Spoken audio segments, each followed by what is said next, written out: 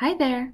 Today I thought I'd talk to you about reviewing books, something I've been doing for over a decade now.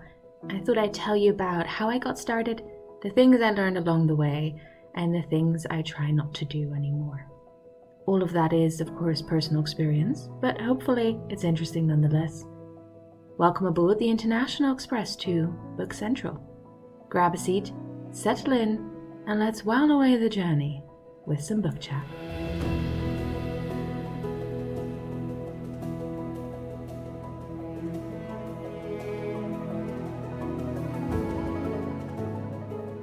I'm your host, Jules, and our topic today is writing book reviews. A little warning in advance, the weather here has been insane. It's been switching back and forth between incredibly high temperatures and then back to almost freezing. So I might have a little cold, so if I sound weird, blame it on that. But yes, today we're talking about book reviews. And I started writing book reviews in 2010. And so actually my experience spans almost a decade and a half now, and I have learned a lot of things along the way. I look back at some of my earlier reviews and all I can really do is hang my head in shame because I did not know what I was doing. But admittedly, that's part of the journey, and that's what we're going to talk about. I'll give some tips and recommendations, and like I said earlier on in the intro, all of this is my own experience, right? Everyone has their own journey towards reading books, reviewing books, sharing their opinions online, etc. But there are some things I learned along the way. And I can also feel a mini rant coming up when it comes to some of the trends that I've seen online lately. So prepare for that. Maybe there won't be a rant. We'll see how it goes as I keep recording. So let's dive into how I got started writing book reviews. I started reviewing books in 2010. Like I said, and like so many things related to reading books, loving literature, and being a young girl doing both of those things, my journey with reviewing books actually started with an English teacher. We owe our teacher so much. She recommended that in order to keep up with the reading and start developing some thoughts about the books that we were reading in sixth form in the UK, that we start a blog to kind of keep a reading diary. And I thought, that's a great idea. Let's do that. I do enjoy writing. And at the time, I also needed to work on my English a little bit because we just moved to the UK. And so I figured, yes, I'm going to set that up. And within probably a few days of just setting up a blog on, I think it was Blogspot, so Blogger, the Google run service, I discovered the book blogging community that was online. And at the time, that was mostly blogs that I found. So I wasn't necessarily on Twitter, which did exist back in that day as well. But I was very much just the blogs that I was focusing on. And I saw all these people reading books and getting advanced reading copies, something I'll get back to later, and sharing their thoughts and being really funny in how they wrote, visiting each other, just being generally very nice to each other about their reading. And they had these fun memes. So there were like weekly posts where you could share teasers from a book, or you could answer a bookish related question, and then you'd hop around and you'd see what other people had said. And that just looked like a lot of fun to me. So rather than actually doing what my teacher had suggested, which was purely a reading diary, I got into all the rest of it. And that was in a way quite a smooth transition, I would say. It didn't take a whole lot of time to figure out where people got their books from or what they were joining. And everyone was also quite nice to me, just rocking up and leaving comments and sharing, etc. And in that way, my blog kind of developed, and it no longer was a reading diary. I did confess this to my English teacher at some point where I said, I started with a reading diary and then it shifted to something completely different. So now I'm actively engaging in book reviewing and book blogging. And being the excellent teacher that she was very excited for me, and she supported that all the way. So that was really the first step. I started my book blog based on a recommendation for one thing, and then discovered the community that was there and decided to join that. But I think the important step there was that I did decide to start that blog because I wanted to share my thoughts on my reading and I wanted to develop my writing. I wanted to build up the ability to write in an interesting way so that people might be interested in reading the books that I was talking about.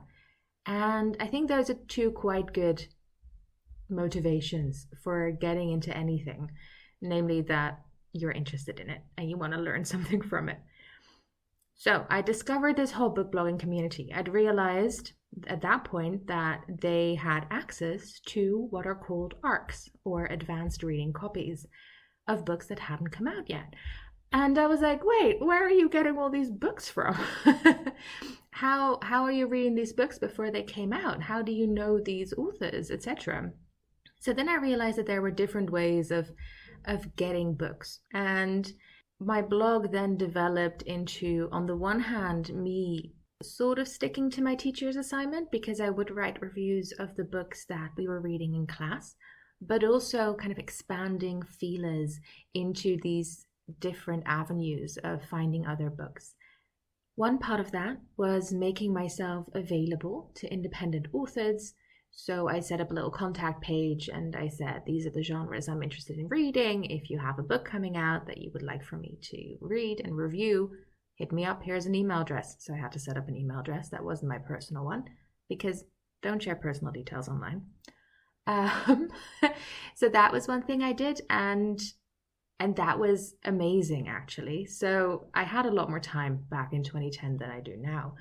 But having authors kind of reach out and say, yeah, I'm currently writing this story, and that is in the kind of fantasy genre that you suggested, so would you like to read it? That was actually a really nice way of just engaging with authors, with the practice of writing. And there were a couple of authors where I then built up something of a relationship. So when they had another book coming out, they would hit me up and send me a PDF or an EPUB file, etc. And then I could read it on my Kindle, and we had a nice working relationship going on there. And this was in no way about how many views do you get, how many followers do you have, do people interact with your posts, all that kind of data and algorithm vibe that you get with social media these days. That wasn't really an aspect of it. While working with these independent authors, it was very much about them sharing their craft, me reading it, and me recommending it if I enjoyed it. And how big my audience was at that point or how small didn't necessarily matter. It was just about getting the word out there. So that was really fun. I read a lot of excellent fantasy books about dragons, and there was all kinds of good stuff in there, and I really enjoyed that. It did bring me to a point where I also had to consider the ethics of book reviewing, because when you buy a book in a bookstore by, I don't know, Stephen King, you do not know Stephen King, unless you do, but most of us do not know Stephen King personally. So if you don't like his book and you read a review saying, yeah, this wasn't for me necessarily, then, well, there's no personal contact there. He's most likely not going to see it. It's not even something you have to worry about, really, right? Unless you're being actively offensive, but we'll get to that later. But with these independent authors, they had sent me their work. We were in touch via email.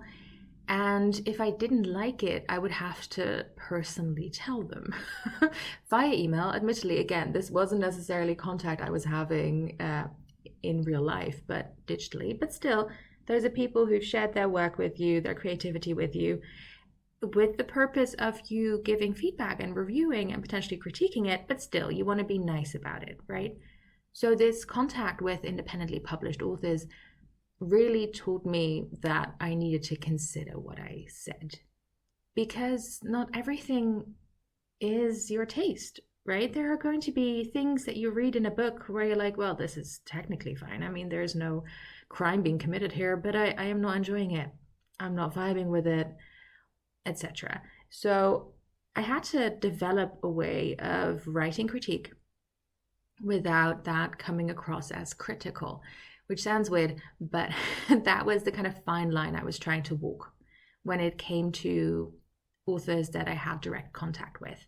So if there were aspects of the story, for example, let's say the world building, where I would have liked more detail or less detail, both of those cases happen, I would then have to figure out, okay, how can I write about this without saying this sucked? Because that's not necessarily what I want to say, right? So I had to go through a bit of a journey there, figure out different ways of laying out my reviews. And I came to a format that really worked for me there. Also, in part because I have a slightly pretentious side at times. I did study literature after all. And I came up with this 3-paragraph format for my reviews. And in the first, I would really just be talking about things that the book reminded me of, whether it was certain social issues, which again, bear in mind that it was slightly pretentious. So, for example, if I was reading a fantasy book that engaged with ideas of empire, for example, then I would talk about how it reminded me of post-colonial fiction, or how it built up these ideas of empire and how it was a very interesting critique, and how that maybe reminded me of other books or things I was thinking about in my own life. So something along those lines. The second paragraph would be more of a plot description, which I would keep spoiler free, but I would just kind of explain how the plot is set up. You know, if there were different points of view, for example, or multiple main characters, and how the plot got set up in roughly the first quarter of the book. And that would be accompanied also by me saying whether I enjoyed the characters, which ones were my favorites, and if the characters kind of felt alive to me, if they were multidimensional, just kind of aspects like that. Like, what were the impressions I was getting from the book? Which elements would I tell people about if I were to tell them about the book? You know, if a friend came up to me and was like, what's this book about that you're reading? What would I tell them? That was basically the second paragraph. And then in the third and last paragraph, I would talk about the writing style. And that would include things like, okay, is it written in third person, second person? Does that switch up between points of view? Is, for example, one of the characters always written in a very strong voice? And are those voices different between the different points of view? You know, can I really separate the characters if I look at the page based on how they're narrated? Elements of world building would pop in there as well. If, for example, I felt that, you know, the author was giving me a really good introduction to the world and they were bringing in elements at the right time, I might mention plot twists. Of course, not the actual twists, but I might mention, you know, there were some plot twists here or there and they were set up nicely and I didn't see it coming, or I did see it coming, but it was still fun. Things like that. So that was kind of the structure I developed for myself, because I felt that that was a format that worked really well for me to get all of the different ideas I might have on the digital page. And then I also started learning how to phrase things, how to strike that balance I mentioned earlier between giving feedback, giving critique potentially, but keeping it polite and sort of professional. I mean, I was a young adult and at a certain point a new adult writing book blog reviews, so you can't expect the quality that you get in The Guardian or something like that. But I was doing my very best. So that was kind of the one side of the books that I was finding. They were books by independently published authors who would get in touch with me directly via email. I then also learned about a website called NetGalley, which is kind of this repository almost of books that are about to come out. And major publishers work with that website, NetGalley, to get in touch with book reviewers like myself who are interested in reading books in advance of the publication date and then sharing their review to kind of generate online buzz and potentially also give feedback on things that are or aren't working. And I remember so clearly the first time I requested a book there, and it was a new release coming up by Amos Oz, and I was, given a review copy of it because you have to request them, and then they kind of look like, okay, do they write reviews, in a timely manner? Do they actually share their thoughts or not, etc. So sometimes you might not get a book. I'm currently not getting a lot of books because I'm behind on my reviewing because I work, but oh well. But I remember it was a book by Amos Oz, and I raced through it and I was so excited and so honored and thrilled to get this advanced reading copy and to be trusted with this material. And I typed up my review, and I haven't looked at it since, and it probably wasn't very thorough or insightful, but hey. And yeah, it just started this really exciting journey for me. And of course, there was also an element of pride to it. I absolutely am one of those readers who will go into a bookstore with people, and then at the new releases table, I'll be like, I read that, I read that, I read that. So I'm a bit annoying, I'll admit it. So yeah, I started using NetGalley to get these advanced reading copies, and that's also really when my blog went in a completely different direction than what my teacher had initially intended. But I really enjoyed it. I've discovered countless of authors through NetGalley by just being quite open with what I was requesting. And I have favorite authors now, such as Monica Byrne or Aaliyah Whiteley, whose writing I discovered through NetGalley. And sometimes I also had contact directly with the publishers then. For example, if they enjoyed my review, then they might drop a line, one of the publicists working there or press people. Sometimes I would get in touch and say, hey, this looks like a book that has, illustrations or maps. Would it be possible to get a physical copy? Because then I can review that aspect of it as well. Sometimes that worked, sometimes it didn't. But yeah, that has been quite a fruitful relationship for the last 14 odd years, I would say. The danger with NetGalley for me, and not everyone is like me, I appreciate that, but one of the dangers is that you can just request. You can go wild and request as many books as you like. And I had a phase where I requested a lot because I thought I would have a lot of time to read, and I didn't. So I ended up falling behind. There were so many books I was meant to read, and I'm still working on catching up to that. So there are a big number of books that are still waiting to be reviewed by me. And that means, for example, my review ratio isn't very good. And that means that books I request now, which I might really want to read and support, I don't get them because my ratio is bad. And I appreciate that because, like I said, I don't have as much time to read and review as I did back in the day when I was younger. So that is also something to bear in mind there, that when you request a book through, for example, NetGalley, but there are also other websites that do this, that work with publishers, etc. If you request books there, you get a free book. But in exchange, a review is kind of expected. They're not going to follow up with you and say, where is my review? I want my book back. But if you don't review the book, then that means later on you might not get other review copies, right? So there is something of a relationship there. And that actually brings me to another aspect in writing book reviews that is something where the rant might come in. Because as I started writing my book blog, I started in 2010, like I said, and it started going quite well. And I was using it in part to think about the books I was reading for school and preparing essays with. And then when I went to university, I expanded it to including the stuff I was reading for university as well. And the blog was doing well. I wasn't going viral. Not that was possible, I think, back in those days, but it was doing fine. There was regular viewer amounts. People were engaging with the reviews and also other posts and stuff. And I got a lot of comments from people to say, hey, why don't you monetize this? Get some ads on there. Why don't you start asking for money to review? Like, turn your hobby into a hustle. And I kept saying no to that because I was already falling into that kind of hole that I mentioned earlier, where I had more reviewing to do than I had time for. And I also didn't want to monetize my hobby.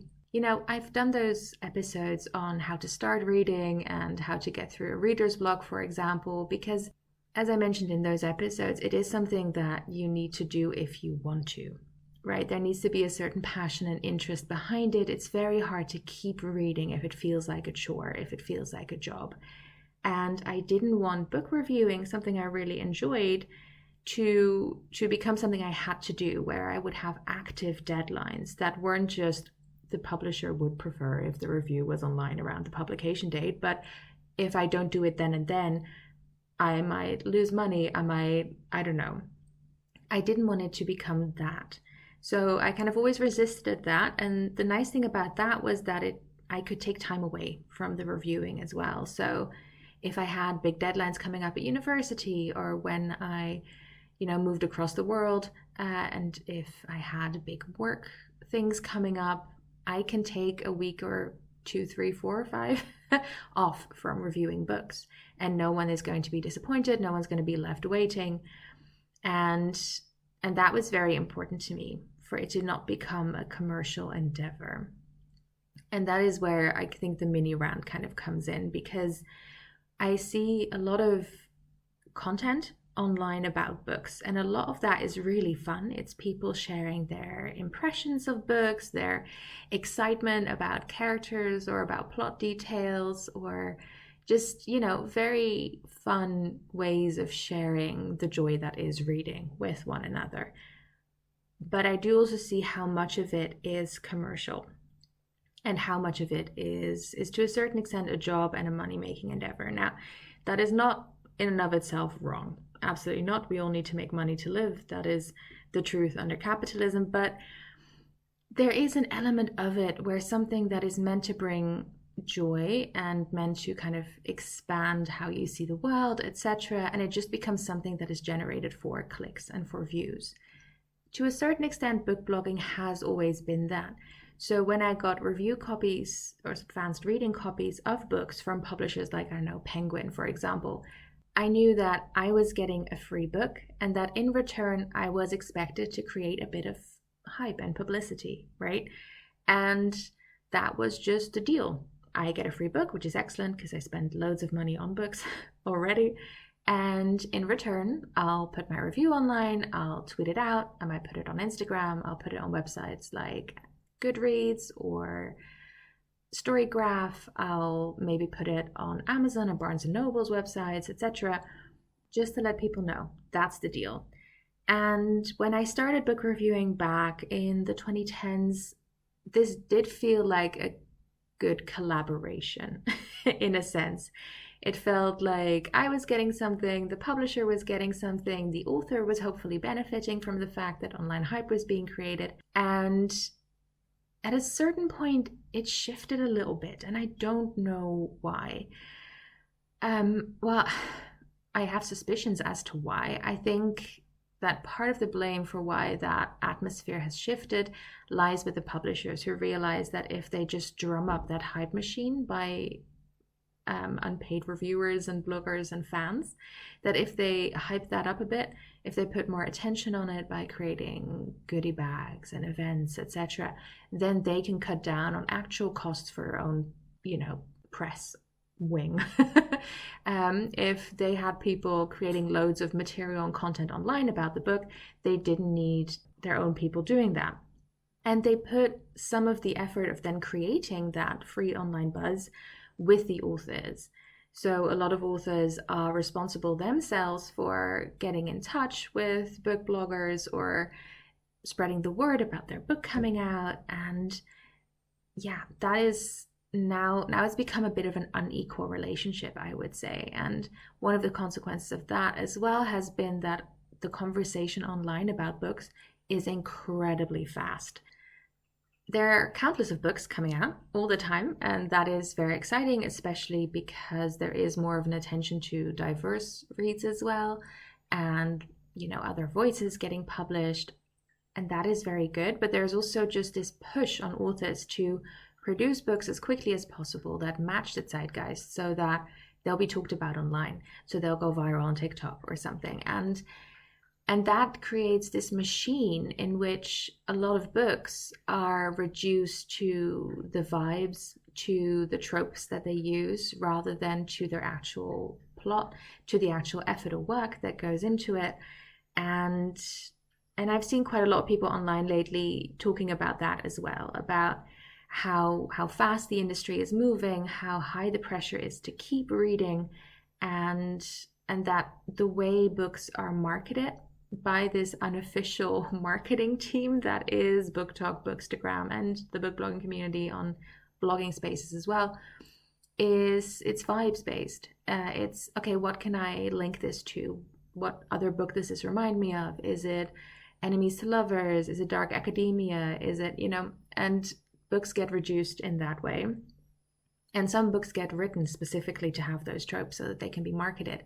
And I appreciate, again, that everyone needs to make money, that not every book needs to be a classic, but there is a pressure to it, which doesn't feel nice, I think we're kind of in that, lobster's pot where the water is getting hotter and hotter. And we're starting to notice something is weird, but we think it's too late to get out. So I think there's a breaking point coming there. And yeah, that's a bit of a mini rant from me around the almost half-hour mark, where I just think that the expectations from all different sides are a bit twisted, because publishers expect a certain kind of online hype, which means that authors are expected to follow and create that hype, to engage with it, which can lead to toxic behavior. Reviewers and book bloggers are meant to create hype, which means that sometimes they'll do that in ways that are negative. And that then has a backlash for authors, for publishers as well. And everyone's getting, I think, a bit tired. So yeah, I felt I needed to say that. But let's get back to actually reviewing, because so far I've talked about how I got started, the different ways that I found books, either books that I encountered myself at school or just through friends or through independent authors or through spaces like NetGalley, where I received advanced reading copies. And I've talked a little bit about the format in which I review, which works well for me. And I want to just hop back to that point of me trying to find a good tone and a good way of providing critique without becoming mean or overly critical in a way that doesn't feel genuine to me. Because there is a big difference in approach, I would say, between professional reviewers who work for magazines, newspapers, news programs, etc., and people like you and I who are doing it for free in our own personal time, who are just sharing their personal impressions. I read something a while back, which I then also incorporated into my own review approach, that for professional reviewers, rather than state what isn't there, what you didn't like, you should write about what is there. So, for example, that rather than saying, well, this didn't have any character development, you would say, what happens is that this character moves from this state to that. Because you as a reader have a subjective point of view, right? Like you're reading from your own experience, from what you expect of a book, of a genre, what you've read before. You bring all of that into a book with you, and therefore you might expect certain things to happen. When they don't happen, that is disappointing to you personally. But another reader will not bring that to the book. They'll bring other expectations. So it's much more useful for your reader if you describe what is there rather than what isn't there. So that's, for example, something I've tried incorporating as well, because I think for readers of my reviews, it's much more useful to know what I discovered in the book rather than what I found disappointing. And that is, for example, one of the guidelines that I think professional reviewers have to stick to. And of course, they have to write in a certain way. They have their reviews checked by editors, etc. And they can't just go around saying whatever they want because they're working in a professional capacity. That means that also professional book reviews aren't for everyone because they do feel a bit more detached at times. It, of course, depends on the publication, but they're writing from a professional point of view. Whereas book bloggers, and what makes that so much fun reading reviews by book bloggers, is that, well, they're personal opinions, right? So people will give you a very personal take. And sometimes that is exactly what you want to know. You want to know if a book made you read until deep in the night. You want to know if a book made you squeal or made you gasp. If a thriller actually scared you, for example, if you're afraid to turn off the light. That is something that can be super interesting to know about a book before you decide to read it yourself.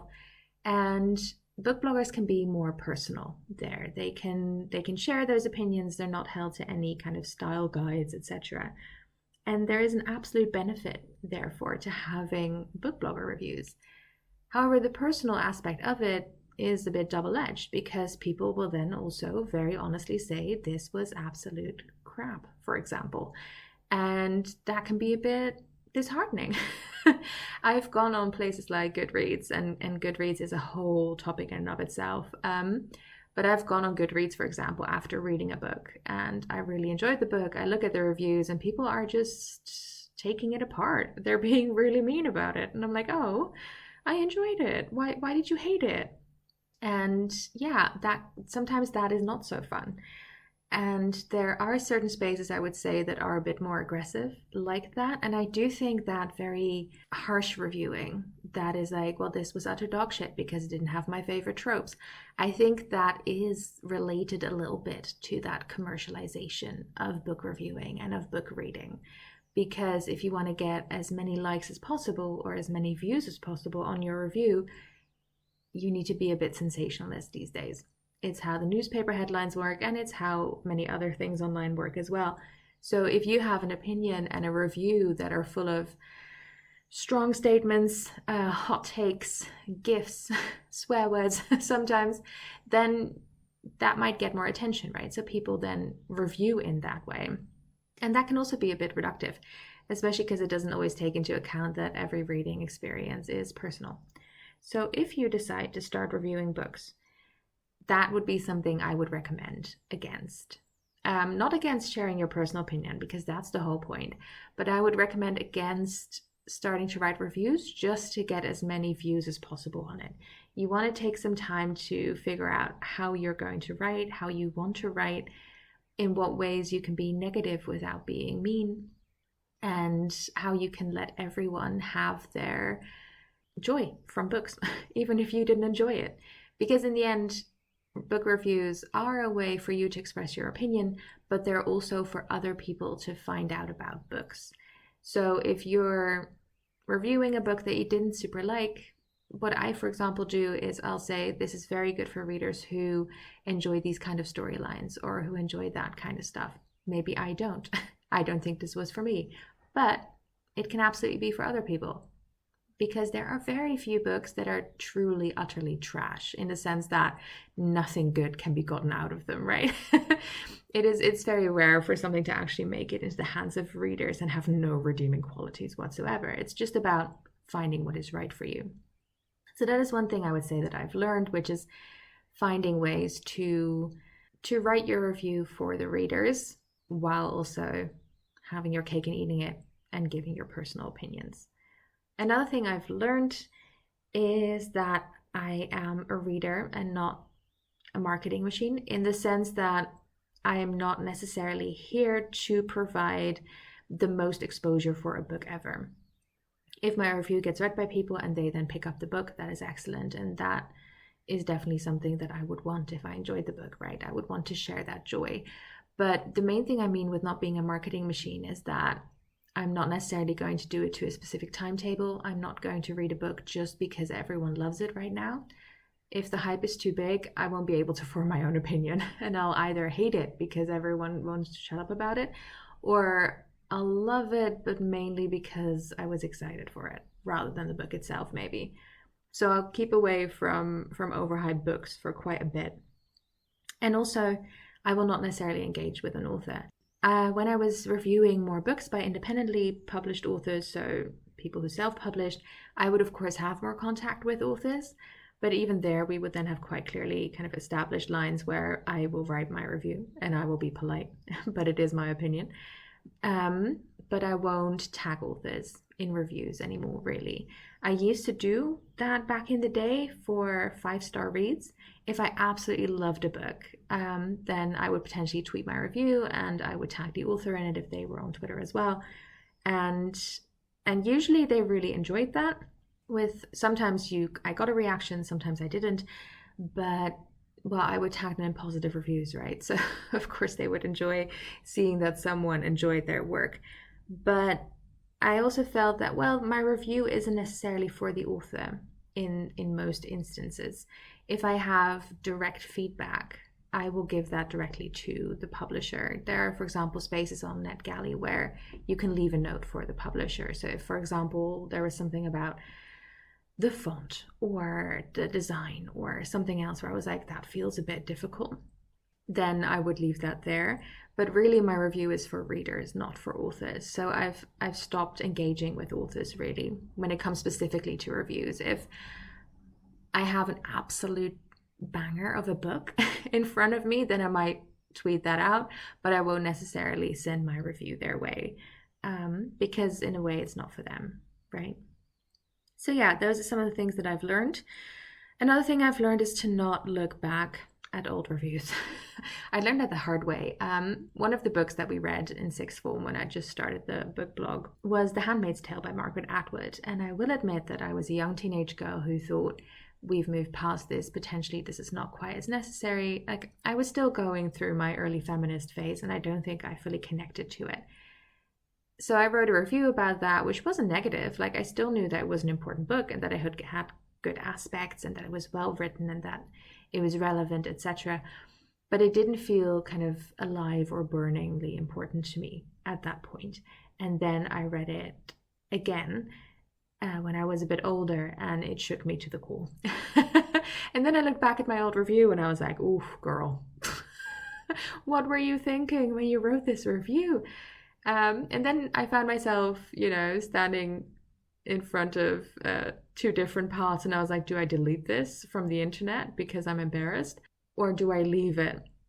And I decided to leave it, but I added a little edit at the bottom where I said, I reread this again. First of all, it's a very important book. Rereading is always a good thing because we grow up and we change. And I no longer agree with some of my opinions here, but I'm leaving them up for honesty's sake. So you don't necessarily want to go back to your old work and kind of go back over that, in part because, well, you should be reviewing for fun, and it is fun to also see how your own opinion has developed, right? I look back at books that I gave 5 stars and I'm like, if I would read those now, I would not give them 5 stars. But then again, I am no longer an 18-year-old. So of course, this book is not going to hit me the same way when I've just hit 30, right? So come on, be fair. And that's why I kind of like to leave those things as they are, rather than going back and changing, etc. Because my reviews aren't an online persona that I'm creating or something that I'm trying to sell. They're just, in a way, I've actually gone back, I think, to what my teacher intended, which is that my book blog has become something of a reading diary. It shows a nice progression of how I've moved through different genres, how different things have interested me, different ways in which I've started reading, different ways in which I've written. The way I write has improved enormously by writing reviews like this, but also by trying to write for readers and trying to write cohesively, but not super long. And yeah, I think I've been talking for quite a while now, so I'm trying to think if there's anything major that I've missed. So yeah, I would say if you want to get into writing reviews, start off by reading books that you enjoy and then writing down different things, right? And the first few reviews are potentially going to be stream of consciousness. If that's the style you want to stick with, that's also absolutely fine. You could also review in just a couple of lines. It doesn't have to be multiple paragraphs, but give yourself some time to develop a style. Try different things out, see which elements are important to you and which elements you think are important for future readers of this book. So that is something that I would recommend if you want to start writing. Figure out how much you want to write and review, because if you're going to use a website like NetGalley, for example, where you get advanced reading copies, do know that even though there is no kind of contract that you've set up or something, there is an expectation that you will share a review. So that does also need to fit into your life as is. And bear in mind that all kinds of people are going to read your review, and although you don't have to bear the author in mind, bear in mind that someone is going to read your review potentially that did really enjoy this book, for whom this book maybe meant something. So bear that in mind when you write your review, that just the way that you didn't like a book, someone else did, and that someone else is going to dislike a book that you love, and that we're sharing opinions to help others find books they might enjoy, not to get attention or hate clicks. Yeah, I am getting old, I can tell, because all of this is coming across a bit preachery perhaps, but hey, this is where I'm at. So that is my reviewing journey, and I hope that some of this was interesting for you. If you also write reviews, I would love to know how that goes for you. And that's it for today. If you have questions, thoughts on the book, or recommendations or requests for future episodes, feel free to leave a comment or send me an email at bookcentralpod@gmail.com. I'd love to hear from you. You can also subscribe to be informed when new episodes drop. You can find references to the materials used today in the description. Book Central is written and produced by me, and our music is by Scott Buckley. Thank you for joining me today on the International Express to Book Central.